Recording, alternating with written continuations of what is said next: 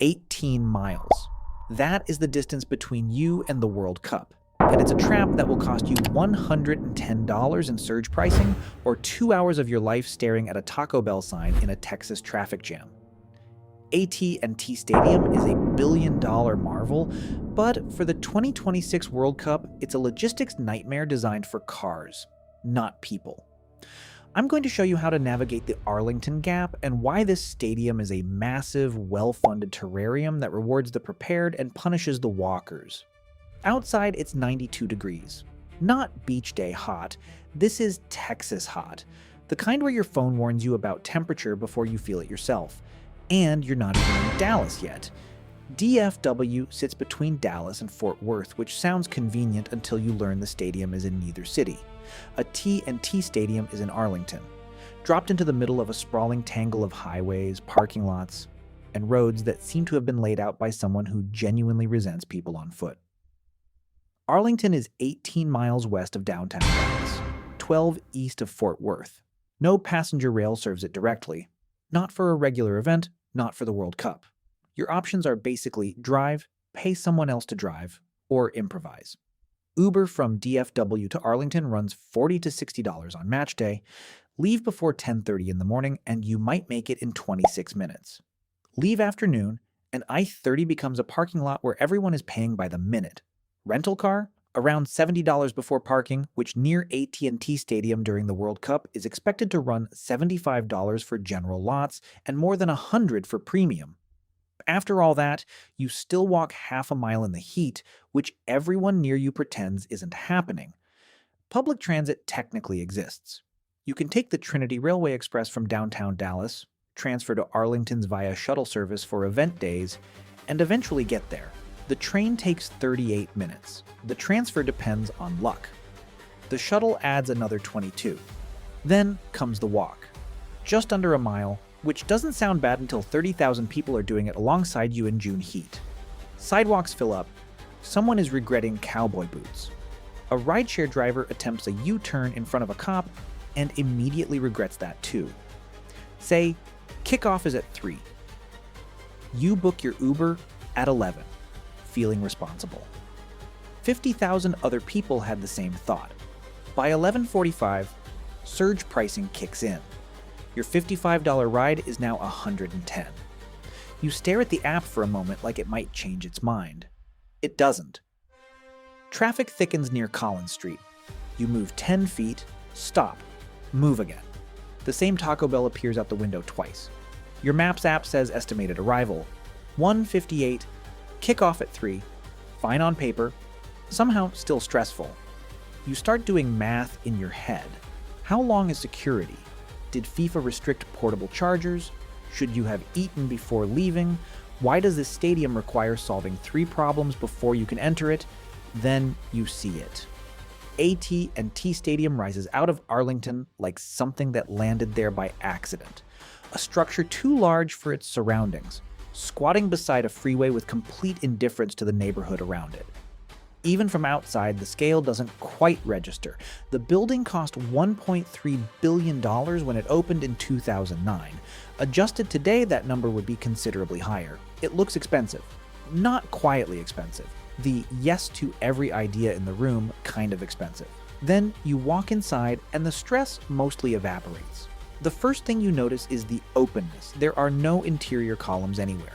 The roof is held up by 2 massive steel arches sitting outside the structure, which means nothing interrupts the sight lines. Every seat sees the full field. Most stadiums make you accept some compromise. This one apparently decided not to bother. Then you look up at the video board. It's no longer the largest screen in sports. SoFi Stadium has that now, but it still looks unreasonable in person. 60 yards long, 72 feet tall, from the upper deck, jersey numbers are legible. You can watch a player argue with the referee on the screen while the actual argument happens 40 yards below, and the screen version looks bigger. The board hangs low enough that NFL punters have struck it during games. Twice. FIFA will raise it a few feet for World Cup clearance, but if you're seated under it, the thing still feels like it could fall on you specifically. The stadium messes with your sense of distance after a while. You look toward the far end zone and think it's close. Then, you walk toward it for 2 straight minutes and realize you've been deceived. The place is too large for your eyes to judge accurately. The end zones have enormous retractable glass walls that open the building to outside air. In cooler months, sunlight and wind come through naturally. In June, those doors stay shut. No one is introducing 70,000 people in jerseys to a Texas afternoon voluntarily. The building goes fully climate controlled instead. Cold air circulating while the heat outside presses against the glass. You can still see Arlington through the transparent walls. Highways, lots, cars moving slowly in the distance. You're indoors, but looking out. It feels like sitting in a very large, well-funded terrarium. The lower bowl is genuinely close to the field. You hear tackles. You hear the ball when it's struck cleanly. The speed of the game surprises you. Television removes something real from it, and being here puts it back. Club seating is a different experience entirely. Padded chairs, private lounges, restaurants you can actually sit down in. Some people come for the football. Others come to be insulated from everyone watching football. Both approaches coexist peacefully. The upper deck is steep, noticeably steep. If heights bother you, you'll feel it immediately. You're looking nearly straight down, but the views hold up better than older stadiums where the upper tier feels disconnected from whatever's happening on the field. Tickets for World Cup matches start around $180 for upper corners.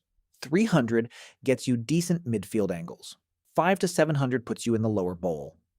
Club seating crosses $1,000 quickly, at which point you're buying space from other people as much as you're buying football. Food prices follow the same logic. Beer starts around $16. A brisket sandwich runs $24, which in fairness is actually good. Better than most stadium food by a real margin, not just by comparison to airport hot dogs. You tell yourself you'll buy one thing. 90 minutes later, there's brisket tacos, nachos, and a beer you didn't budget for. Hotels nearby range from $160 to well over $300 a night. Downtown Dallas goes higher. Every part of this trip costs more than you planned. And then the match starts, and none of that arithmetic matters anymore. The anthems go up.